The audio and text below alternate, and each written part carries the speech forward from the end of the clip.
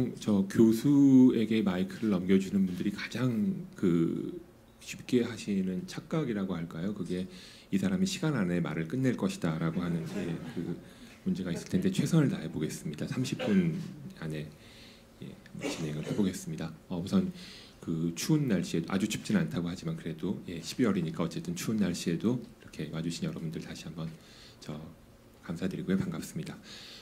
제가 대학에 입학한 게 1991년입니다. 사무소에서 들어간 거는 비밀입니다. 그러고 95년에 학부를 마치고 석사 과정에 진학을 했습니다.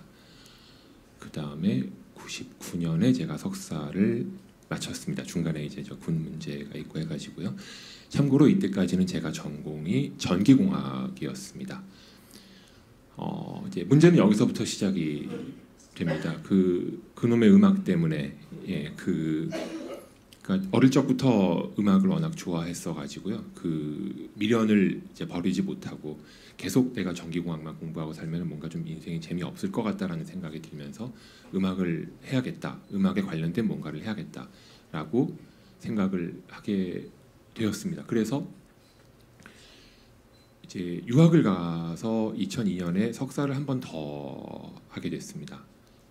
그 다음에 2007년에 석사를 하나 더 하게 됐습니다. 그리고 2008년에 결국 음대에서 박사를 마치게 됐습니다.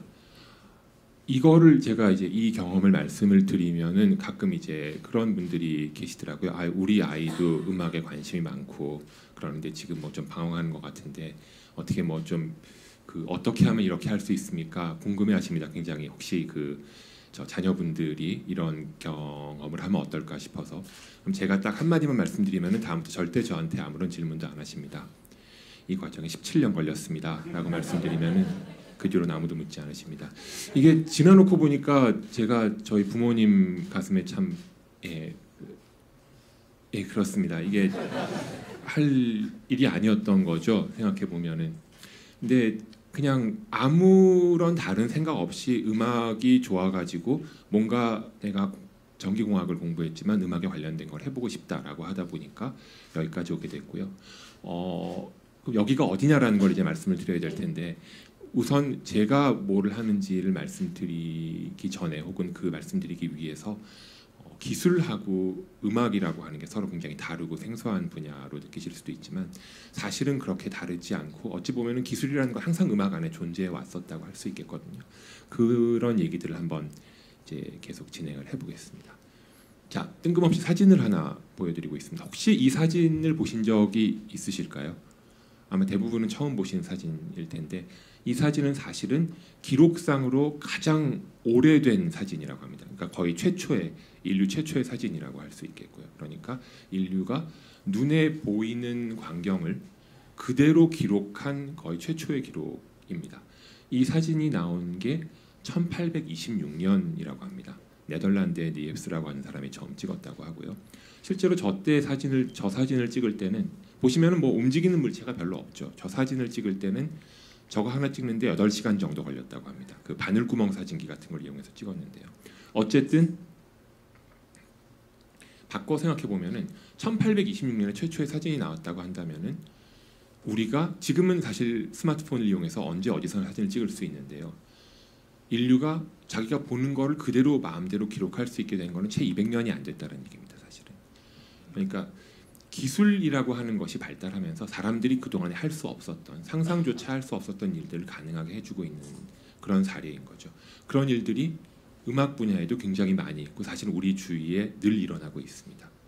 소리를 처음 기록한 사람이 에디슨이라고 보통 말을 하죠. 에디슨이 포노그래프라고 하는 기계를 이용해서 1877년에 최초로 기록을 합니다. 소리를. 역시 생각해 보면 인류가 소리를 녹음할 수 있게 된 거는 150년이 채 안 된 거고요. 바꿔 말하면은 150년 전에는 우리가 음악을 들으려고 한다면은 음악회장에 가서 직접 연주하는 걸 듣지 않으면 들을 수가 없었던 거죠. 근데 지금은 꼭 어디 가지 않더라도 원하는 때 아무 때나 음악을 들을 수가 있습니다. 원하는 곳에서 들을 수가 있죠. 시간과 공간의 제약이 사라진 겁니다. 어쨌든 이 시절에는 저렇게 실린더 형태의 기록 장치에 녹음을 했다고 하고요. 이 장치에다가 바늘을 얹어놓고 소리를 내면은 바늘이 그 소리의 떨림을 기록해가지고 홈을 판 거죠, 실린더에다가. 재밌는 문제는 저 실린더는 그렇게 단단한 재질이 아니었습니다. 왜냐하면 홈을 파야 되니까 아무래도 좀 무른 재질이어야 했겠죠. 그래서 왁스나 납 같은 걸 썼다고 하는데, 이게 문제는 복제를 할 때 문제가 생깁니다. 처음 기록한 실린더가 하나 있으면은요, 저거를 이제 여러 사람이 들을 수 있도록 하려면 여러 개를 만들어야겠죠. 수십 개, 수백 개, 수천 개씩 복제를 해야 될 겁니다. 그러자면은 한번 기록된 홈을 그대로 따라가지고 복제를 해야 될 텐데, 그때 썼던 방법은 사실 이 방법과 그리 다르지 않습니다. 그 따라 그리기를 하는 거죠. 문제는 재질이 약하기 때문에 저렇게 바늘을 얹어놓고 그대로 복사를 하게 되면은 25개 정도밖에 못 만들었다고 합니다. 그러니까 실린더 하나가 녹음되면은 그걸로 복사할 수 있는 실린더가 25개밖에 안 되는 거죠. 그렇다면 수백 개, 수천 개를 만들려면 어떻게 했느냐? 어떻게 했을까요? 생각보다 그렇게 어렵지 않습니다. 그냥 오케스트라가 밤새 연주를 반복해서 했다고 합니다. 진짜 그랬다고 합니다. 그래서 지금은 이제 그러지 않죠. 기술이 그만큼 많이 좋아진 거죠. 10년 뒤에는 보시는 것처럼 이제 원반형의 기록 매체 기록을 하게 되고요. 그 플라스틱 기록 매체인 거죠. 저기에 기록을 하려면은 보시는 것처럼 이런 나팔 형식의 그 관을 써서 저 나팔에다가 소리를 집어넣으면 그 소리가 관을 타고 밑에 보시는 판 위에 바늘을 움직이게 됩니다. 그래서 이제 그 밑에 홈을 기록을 하게 되는 거고요. 비디오를 하나 잠깐 보고 넘어가겠습니다. 한 2분 30초 정도 플레이를 할 텐데요. 이 비디오는 1940년대 중반에 미국에서 그 RCA라고 하는 레코드 회사, 아마들 들어보셨을 겁니다. 그 레코드 회사에서 음반을 만드는 과정을 보여주는 비디오인데요. 그러니까 한 몇십 년 전에는 음악이 어떻게 기록됐는지를 볼 수 있는 그런 자료입니다. 소리가 약간 클 수도 있을 텐데 뒤에서 조금 조절 부탁드리겠습니다. 분위기가 좀 대한뉴스 분위기가 나죠. I've heard a lot of great music, but I got one of my biggest musical thrills visiting the Camden plant of RCA Victor. In that plant, guarded day and night behind these huge steel doors, I found a treasure house of 저게 music. 이제 그 RCA 레코드 회사의 창고에 보관돼 있는 그 원판들인 거죠. 그러니까 기록된 레코드들의 원판들입니다. These are the master discs from which millions of great records have been pressed. And I saw 실제로 레코드를 만드는 과정을 보여주고 music 있는데요. literally written in wax. 처음에 하는 과정은 아주 평평한 판에다가 보시는 것처럼 왁스를 붓고요. 그러니까 사실 생각해 보면 이게 석고 만드는 거하고 비슷합니다. 석고 조각할 때 처음에 찰흙으로 원판을 만들죠. 그러고 나서 석고를 부은 다음에 나중에 찰흙을 떼내는 식으로 만드는 경우 아마 경험해 보셨을 겁니다. 보시는 것처럼 왁스를 열에 이제 가열을 해가지고요. 평평한 판을 만들고요. 이제 몇 가지 좀 복잡한 과정을 거쳐서 이제 비디오가 조금 더 뒤로 넘어가면 나올 텐데요.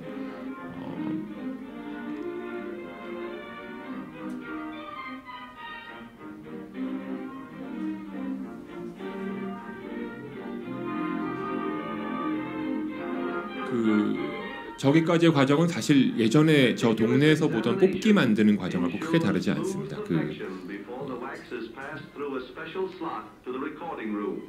저렇게 만들어진 왁스를 보시면은 이제 어디론가 가져갑니다. 저기가 사실은 레코딩 스튜디오고요. 저 왁스 판 위에 바늘을 올려놓고 준비가 되면은 이분이 이제 신호를 합니다.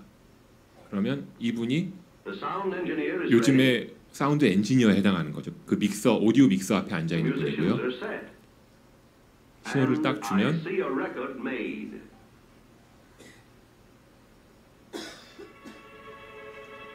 저렇게 녹음을 하고요. 저 소리가 그대로 아까 보셨던 왁스에 기록이 되는 이제 그런 식입니다.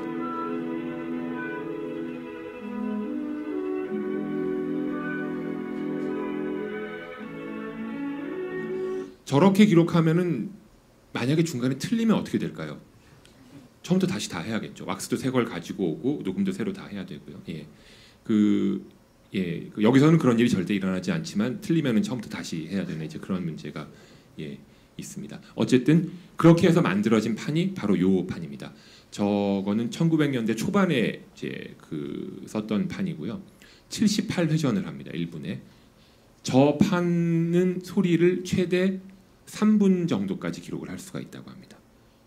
그러니까 굉장히 디스크는 큰데요. 우리가 지금 알고 있는 LP판하고 거의 같은 크기인데 기록할 수 있는 길이는 굉장히 짧습니다. 이유는 재료를 만드는 기술이 별로 없었어 가지고 바늘 홈 사이의 간격이 그렇게 좁지를 못했던 거죠. 어쨌든 그렇게 기록을 할 수가 있고요.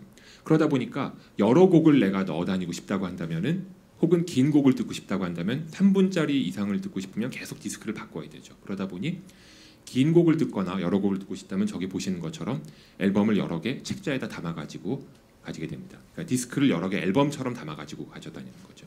그래서 요즘 가수들이 판을 낼 때 여러 곡을 한 번에 낼 때 앨범이라고 하는 표현이 여기서 유래가 됐다고 합니다. 이제 대부분 다 아실 겁니다. 이게 뭔지는요. 그 소니에서 나왔던 워크맨이죠. 70년대에 처음 나왔었고요. 워크맨이 의미하는 거는 음악 감상에 있어서 장소의 자유를 줬습니다. 어디서든지 원하는 음악을 들을 수 있게 된 거죠. 보시는 것처럼 새로운 기술이 나오면은 점점 우리에게 주어진 제약이 하나씩 사라지고요. 음악에도 마찬가지입니다.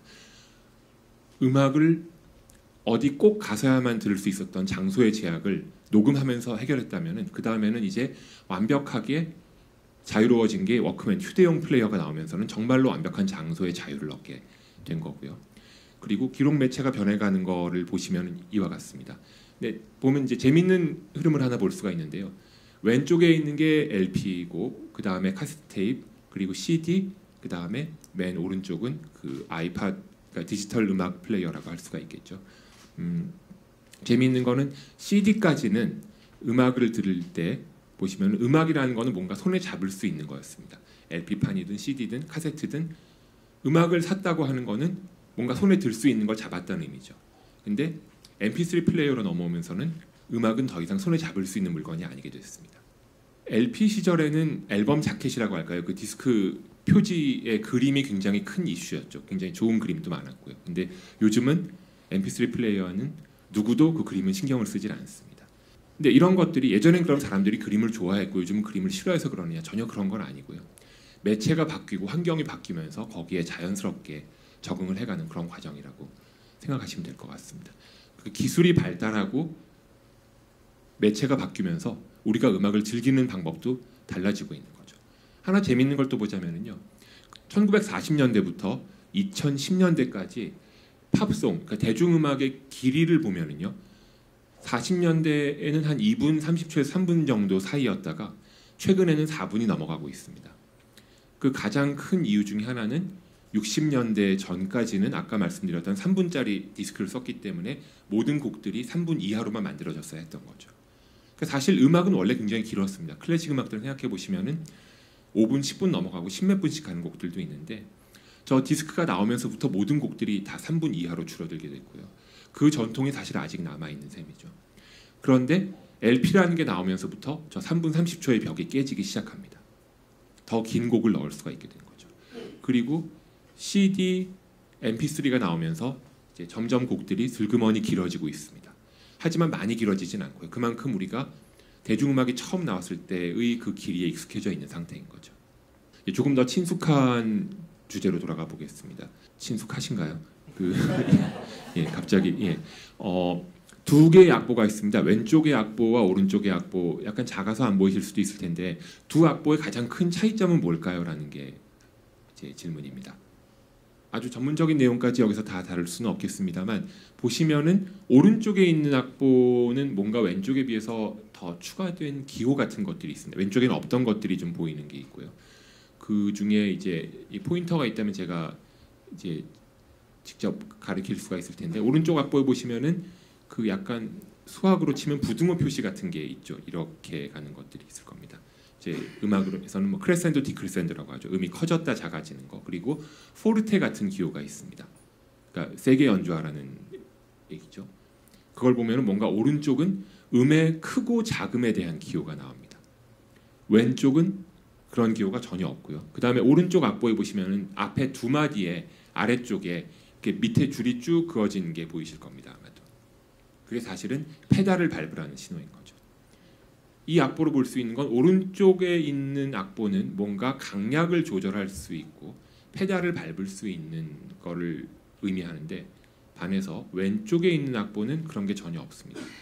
그렇다면 왼쪽에 있는 사람이 음악을 잘 못하는 사람이고 오른쪽에 있는 사람은 음악을 잘해서 그런가라고 이제 생각을 해서 그 작곡가의 정체를 좀 뒤져보면은 왼쪽은 이제 바하의 곡이고요. 그러니까 음악을 잘 못했다고 하기는 조금 무리가 있겠죠. 예. 오른쪽은 이제 쇼팽의 곡입니다. 그러니까 두 사람 다 잘하는 사람이고 바하는 뭐 음악의 아버지라고 할 수 있겠고 쇼팽은 어떻게 될까요? 음악의 이종사촌? 예, 뭐 그 정도. 예, 그 어쨌든 중요한 거는 음악을 잘하고 못하고의 문제가 아니고요. 이거는 사실 그 당시 썼던 악기가 달랐기 때문에 그렇습니다. 완전히. 바하가 음악을 했던 시절에는 왼쪽에 있는 악기를 썼는데요. 저거는 합시코드라고 합니다. 합시코드는 피아노와 거의 비슷한 피아노의 조상벌 악기긴 한데 소리를 내는 방법이 완전히 다릅니다. 피아노는 건반을 치면은 안에서 망치가 줄을 때리는 식으로 돼 있죠. 건반을 살살 치면 줄을 살짝 때리고 건반을 세게 치면 줄을 세게 때려서 건반을 어떻게 치느냐에 따라서 음량이 달라집니다. 합시코드는 그렇지가 않습니다. 아무리 세게 치든 살짝 치든 소리가 똑같습니다. 안에 줄을 이렇게 마치 기타 피크로 줄을 튕기는 것처럼 소리를 내고요. 그 강약의 차이가 없습니다. 그래서 바하 시절에는 아까 봤던 그런 음악이 나오는 게 지극히 정상적인 일이었고요. 쇼팽의 시대에는 또 저런 음악이 나오게 될 수밖에 없는 거고요. 무슨 말씀인가 하면 기술의 발달이 결국 악기의 차이를 만들고요. 그 악기의 차이가 새로운 음악을 만들어낸다 말씀입니다. 절대 그 음악적으로 우월하거나 모자라거나 그런 문제는 아니었다라고 하는 거죠. 악기라는 거는 계속해서 발달을 하고 있고요. 아까 저 이하림 씨 연주하실 때도 보셨습니다만 그냥 울림 통해서 소리가 나는 어쿠스틱 악기가 있는가 하면 그 다음에는 가운데 보시는 것처럼 이제 전기로 증폭을 해서 소리를 내는 전기 기타 같은 것도 있습니다. 저 전자 바이올린도 아마 저기에 들어가게 되겠죠. 요즘은 더 나가서 소리 자체를 아예 컴퓨터를 가지고 만드는 악기들도 많이 있습니다. 그러니까 기술의 발달은 우리가 음악을 듣는 방법에도 영향을 미쳤고 우리가 음악을 연주하는 악기에도 영향을 미치고 있는 거고요. 그래서 지금부터 보실 비디오는 좀 이상한 최신의 이상한 연구 사례들을 한번 모아보겠습니다. 그 지금 보실 비디오는요, 스탠포드 대학에서 하고 있는 이제 연주인데 첼로가 나오는 건 당연합니다만 저 옆에 보시면 오케스트라 단원들이 악기를 들고 있지 않고 노트북 컴퓨터를 자기 앞에 하나씩 놓고 있습니다. 그러니까 이 사람들은 지금 노트북 컴퓨터를 악기로 쓰고 있는 거죠. 화면에 보시면은 이 사람들이 하는 거는 그 무대에 올라가서 사실은 프로그래밍을 합니다. 무대에서 각각의 노트북을 놓고 무대에서 프로그램을 짜가지고 그걸로 소리를 만드는 거죠. 그렇게 여러 대의 노트북이 무대에 올라가서 오케스트라처럼 모여가지고 연주를 하는 겁니다. 그러니까 악기가 점점 발달하면서 이제부터는 기존에는 악기라고 생각하지 않았던 물건들이 혹은 그런 기술들이 음악을 만들고 소리를 만드는 데 활용이 되고 있고요. 그러면서 음악이 굉장히 과격하게 어찌 보면 과격하게 바뀌어가고 있습니다. 그 다음에 또 하나의 예는요. 리액터블 혹은 리액테이블이라고 부르는 분도 있는데요. 리액터블이라고 하는 장치인데 이거는 그 테이블탑 인터페이스라고 하는데요. 그냥 사실 단순한 겁니다. 이렇게 탁자 위에 뭔가를 올려놓고요. 물건을 돌리거나 아니면 위치를 바꾸면은 거기에 따라서 소리가 달라지는 겁니다. 기존에 이런 악기는 존재하지 않았었죠. 하지만 사람들이 컴퓨터에 연결할 수 있는 장치를 만들어서 그거를 저렇게 소리를 바꾸고 음악을 연주하는 도구로 활용을 하고 있는 겁니다.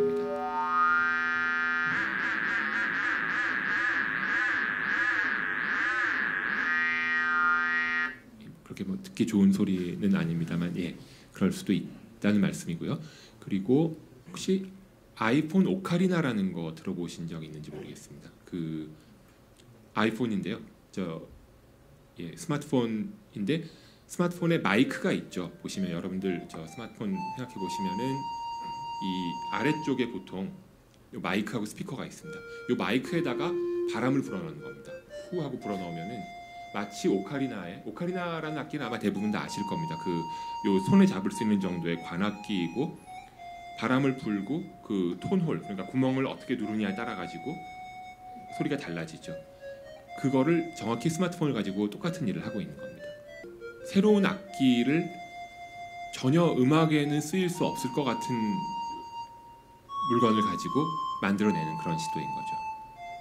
그 다음에 이거는 이제까지는 악기에 대한 얘기였다고 하면은요, 지금부터는 음악을 만들 때의 장소에 대한 제약입니다. 우리가 소리를 녹음하게 되면서 음악을 들을 때는 더 이상 장소의 제약을 받지 않죠. 시간과 장소의 제약이 없는데 음악을 만들 때는 여전히 직접 어디엔가 가가지고 누군가를 만나서 함께 연주를 해야 됩니다. 그런데 지금 보시는 공연은 사실은 이 화면에 보시면은요, 앞에 연주자들은 서울에서 연주를 하고 있고요. 뒤에 4개의 화면이 나와 있습니다. 4개는 사실 왼쪽 위는 뉴욕에 있는 UN 본부고요. 왼쪽 아래에는 북아일랜드 벨파스트, 오른쪽 위는 캐나다의 밴프, 오른쪽 아래는 미국 샌디에고입니다. 그러니까 5개의 서로 다른 도시에 있는 사람들이 인터넷을 이용해서 동시에 연결을 해서 음악을 함께 연주하고 있는 겁니다. 그러니까 실제 저런 일을 예전에 하려고 했다면은 한 장소에 모여가지고 함께 했어야 됐는데 더 이상 그러지 않고 이제는 서로 떨어진 상태에서 음악을 연주할 수 있다는 거예요. 그러니까 음악을 연주할 때도, 음악을 만들 때도 장소의 제약이 사라지고 있다는 겁니다. 그렇게 저 듣기 편한 음악은 아니실 것 같아서 일단 여기서 넘어가겠습니다. 어쨌든 중요한 거는 기술이 발달하면서 음악에 끼치는 영향을 보자면 다른 모든 면에서도 마찬가지겠습니다만 점점 한계를 없애고 제약을 없애고 이제까지 안 됐던 것들을 가능하게 하고 새로운 것들에 대한 어떤 그 전망을 가능하게 하는 그런 일들이 벌어지고 있다고 할 수 있겠습니다. 이거는 이제 제가 했던 작업인데요. 그러니까 역시 굉장히 재미없으실 겁니다. 근데 보시면은 지금 무대에 한 명이 나와 있고요. 무대에 한 명이 나와서 사실은 손에 스마트폰을 들고 이렇게 돌리고 있습니다. 근데 보시면 이 사람이 가리키는 방향이 위에 화면에 표시가 되고 있죠. 실제 이거는 저희가 그 스마트폰에 컴파스 있죠. 저 방향 나침반이요. 나침반을 이용해서 이 사람이 무대에서 어느 쪽을 보고 있는지를 알아내는 겁니다. 혼자 있을 때는 아무런 일이 일어나지 않지만 두 번째 사람이 올라와서 역시 같은 조작을 하게 되면요, 첫 번째 사람이 두 번째 사람을 가리킬 때 소리가 나게 됩니다. 그리고 두 번째 사람 역시 첫 번째 사람을 가리키면 소리가 나고요. 무슨 말씀인가 하면 이제부터는 음악을 연주할 때 여기서는 스마트폰을 눌러서 연주를 한다든지 아니면은 마이크에 숨을 불어넣어서 연주를 하는 게 아니라 서로 다른 사람을 가리키는 걸 가지고 연주를 한다는 겁니다. 그러니까 기존의 음악 연주와는 굉장히 많이 다르죠. 그리고 그걸 할 수 있는 비결은 스마트폰을 사용하기 때문에 그렇고요. 세 번째 사람까지 나오면 이제 서로 누구를 가리키냐에 따라 가지고 다른 소리가 나게 되니까요. 나올 수 있는 음의 숫자가 굉장히 늘어나게 됩니다. 마지막으로 4명이 나와서 연주를 하게 되는 그런 형식의 이제 공연이고요. 이제 이 정도쯤 되면은 도대체 저게 어떻게 음악인가, 무슨 일을 하는 건가라는 생각들을 당연히 하실 수가 있을 텐데요. 저도 잘 모르겠습니다. 제가 왜 이런 일을 하는지. 근데 이런 것 같습니다. 뭔가 새로운 가능성을 계속 탐구하는 거고요. 그러니까 기술은 끊임없이 주어지고 있거든요. 새로운 기술이 개발되고 새로운 컴퓨터도 나오고 있고 새로운 스마트폰도 나오고 있습니다. 음악을 하는 사람의 입장에서 혹은 음악을 하는 사람을 돕는 사람의 입장에서 본다면은 그런 많은 기술들은 정말 놓치기 아까운 것들이 너무나 많습니다. 어떻게든 저런 것들을 음악을 만드는 데 활용할 수 없을까? 혹은 완전히 새로운 방식으로 음악을 만드는 방법을 한번 제안해 볼 수는 없을까라고 하는 게 이제 제가 하는 일이고요. 그러니까 제가 하는 일을 어떻게 생각해 보면은 기술을 하는 사람으로서 음악을 하는 사람을 돕는다고 할 수도 있겠고요. 다른 한편으로는 기술을 연구했던 사람으로서 음악을 하는 새로운 방법을 제안하는 거라고 할 수도 있을 겁니다. 컴퓨터가 음악에 쓰이는 방법은 한 가지가 더 있습니다. 보시는 그림은 사실은 몬드리안의 그림이고요. 옆에 비슷한 그림이 하나 더 있습니다. 그럼 오른쪽에 이 그림은 누가 그린 그림일까요? 하는 게 이제 아마 오늘의 마지막 질문일 것 같습니다. 짐작하시는 분도 있으시겠지만 사실 오른쪽의 그림은 컴퓨터가 그린 그림입니다. 그러니까 왼쪽에 있는 그림을 보고 컴퓨터에 프로그램을 짜가지고 왼쪽 그림과 비슷하게 그려봐라 라고 해서 나온 결과가 오른쪽의 그림이고요. 이게 실제로는 1966년에 미국에서 있었던 실험입니다. 이때 많은 얘기들이 있었는데요. 컴퓨터가 만약에 그림이라고 한다면은 사람들이 궁금해했던 게 오른쪽에 있었던 저 그림을 그림이라고 인정할 수 있는가, 예술이라고 인정할 수 있는가라는 질문이 되게 많았습니다. 컴퓨터가 만든 결과물도 예술이라고 할 수 있는지. 그 다음에 두 번째로는 만약에 예술이라고 한다면은 그 컴퓨터가 만든 그림을 만들기 위해서 프로그램을 짜야 하잖아요. 그 프로그램을 짜는 행위는 예술 행위라고 할 수 있는가? 프로그래머는 예술가인가? 그런 질문들이 연달아서 나오게 됐던 거죠. 비슷한 일이 음악에서도 벌어질 수 있습니다. 음악이라는 게 사실은 두 가지 규칙을 만족시키는 행위거든요. 음악을 작곡한다는 게요. 가로 방향과 세로 방향의 규칙을 만족시키면 됩니다. 세로 방향으로 음을 쌓는 거를 우리가 화성학이라고 하고요. 하모니라고 보통 얘기를 하고, 가로 방향으로, 그러니까 처음에 어떤 음이 나오면 그 다음에 어떤 음이 따라올 것인가를 결정하는 거는 대위법이라고 합니다. 카운터 포인트라고 하죠. 저 두 가지 규칙만 잘 만족시켜주면 원하는 음악을 만들 수 있는 겁니다. 그렇게 본다면은 저 규칙만 컴퓨터가 따를 수 있다면은 컴퓨터가 음악을 만드는 것도 가능한 거죠. 실제로 그래서 많은 사람들이 컴퓨터를 이용해서 아예 작곡을 하고 있는 경우들도 있고요. 그런 경우를 알고리즘 작곡이라고 합니다. 물론 처음에는 반발이 굉장히 많았습니다. 60년대에 이런 식으로 작곡을 해서 처음에 컴퓨터가 작곡한 곡을 오케스트라한테 줬을 때는 오케스트라가 연주를 거부했다고 합니다. 어떻게 인간이 컴퓨터가 만든 곡을 연주할 수 있느냐라고 했는데 요즘은 상당히 많은 사람들이 크게 부담 없이 받아들이고 있고요. 운소리 아나운서님께서 테크네라는 말씀을 해주셨었는데 이제 다시 거기로 돌아옵니다. 기술하고 예술이 굉장히 다른 데 있고 멀리 있는 것 같고 그렇지만 사실은 결코 그렇지 않다는 거죠. 그리고 지금 보신 것들은 굉장히 이상하게 보이셨을 겁니다. 저런 기술들을 굳이 음악에 쓸 필요가 있는가? 왜 저런 일을 하는가라고 생각하실 수 있을 텐데 실제 생각해 보면 우리가 지금 익숙하게 쓰고 있는 예술적인 도구들은 어느 순간에는 굉장히 생소한 도구였고 아주 높은 수준의 기술을 요구하는 것들이었습니다. 캔버스에 유화를 그리는 것도 지금은 기술이라고 말하진 않죠. 아무도. 그냥 그림 그리는 일입니다. 하지만 처음에 캔버스에 유화를 그리는 것은 맨 처음에 나왔을 때는 아무나 할 수 있는 일이 아니었고요. 밖에서 쉽게 할 수 있는 일도 아니었고 굉장히 소수의 사람들만이 할 수 있는 특별한 기술이었습니다. 마찬가지인 거죠. 피아노라고 하는 것이 어느 시절에는 없던 악기였고 굉장히 어려운 일이었거든요. 그런 것이 지금은 집집마다 보급이 되어 있는 상황이고요. 마찬가지로 지금 제가 보여드린 것들 그런 이상한 일들이 당장에는 저게 어떻게 예술이 될 수 있나 음악이 될 수 있나라고 생각하실 수 있겠지만 시간이 지난 뒤에 그런 기술들이 누구나 쓸 수 있는 기술이 된다면 그때는 더 이상 기술로 생각되지 않고 예술의 영역으로 들어갈 수도 있을 거라고 생각을 합니다. 그렇게 본다면 결국 테크네라고 하는 것, 기술과 예술이라는 것은 궁극적으로 어느 점에서 만날 수밖에 없을 것 같고요. 오늘 이제 마지막으로 그 아르망 투르소라고 하는 프랑스의 물리학자가 있습니다. 프랑스 물리학자가 이제 있었죠. 예, 그 돌아가신 분인데 1800년대에 그 했던 얘기입니다. 그러니까 이제 저처럼 이제 과학과 음악의 경계 사이에서 일을 하는 그 입장에서는 항상 인용하는 표현인데요. 최악의 과학자는 예술가가 아닌 과학자고 최악의 예술가는 과학자가 아닌 예술가다라는 말을 했다고 합니다.